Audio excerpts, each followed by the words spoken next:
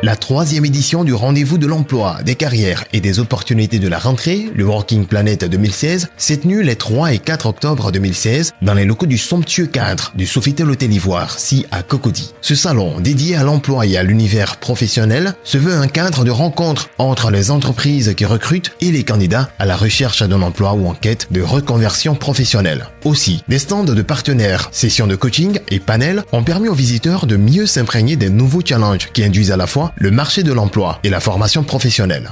Lors du dernier jour de ce salon, 4 thématiques ont été abordées, dont le 3e panel qui a porté justement sur la formation professionnelle, une mine d'or pour l'emploi, lequel panel a vu la participation de 3 organismes majeurs ayant à charge la promotion de l'emploi et la formation professionnelle. Ce sont l'AGFOP, l'Agence Emploi Jeune et le Fonds de développement de la formation professionnelle FDFP. Au dire des panélistes du dit salon, pour l'évolution des entreprises, le capital humain représente une donne indispensable. Ainsi, la formation aujourd'hui est citée par l'ensemble des acteurs comme la priorité pour adapter les compétences dans le monde du travail. Dès lors, plus qu'une mine d'or, la formation professionnelle doit être un visa pour l'employabilité, concède-t-il.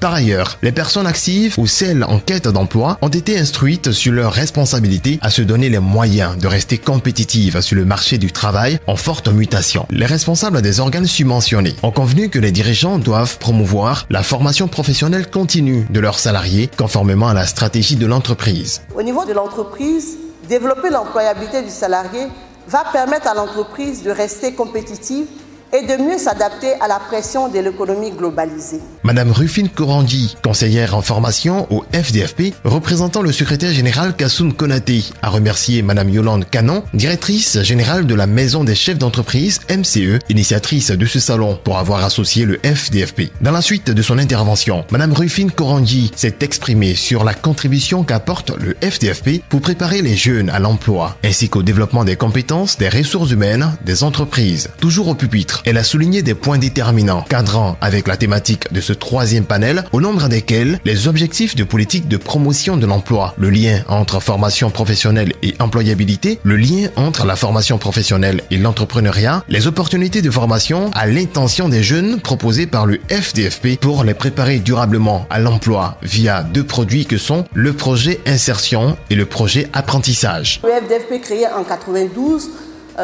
met à la disposition des entreprises un dispositif pour qu'ils puissent développer les compétences des salariés qui sont en entreprise.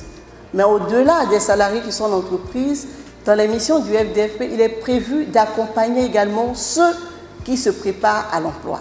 On a comme objectif de donner une formation professionnelle aux jeunes dans les secteurs porteurs, de développer l'apprentissage des jeunes dans les entreprises et auprès des artisans du secteur informel. Également améliorer la qualification de la main-d'œuvre dans l'ensemble de l'économie. Le FDFP offre aux jeunes sans emploi, par le biais des entreprises, la possibilité d'améliorer leur employabilité et mieux se faire embaucher à travers le projet apprentissage. Ce projet est initié à la demande de l'entreprise. La possibilité pour le jeune de pouvoir faire cette formation pratique en entreprise et qui va lui permettre après d'être embauché par la structure qu'il a formée.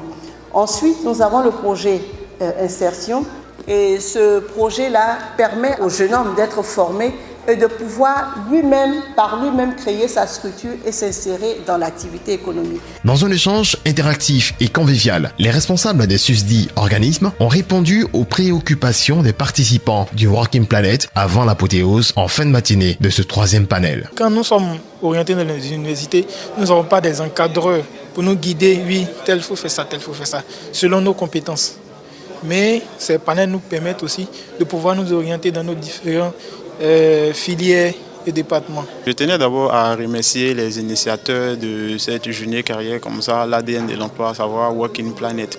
Parce qu'il faut dire que c'est un cadre de rencontre vraiment enrichissant qui nous permet de rencontrer des entreprises, de faire des rencontres B2B et puis de se donner des chances aussi en fonction de notre formation professionnelle. Concernant l'intervention du FDFP, je dirais que l'exposé que nous a fait la représentante de cette structure a été vraiment édifiant. Ça nous a permis de prendre connaissance que l'État mettait à notre disposition des structures pour nous encadrer dans le cadre de l'emploi. l'emploi et pour nous suivre. Et que la jeunesse ivoirienne était au cœur des préoccupations de cet État-là pour un souci de développement. Et on retient que vraiment il existe des structures adéquates pour nous suivre, que ce soit dans le domaine de l'insertion ou que ce soit dans le domaine de la prise en charge pour évoluer à l'école. FDFPI, la formation au service du développement.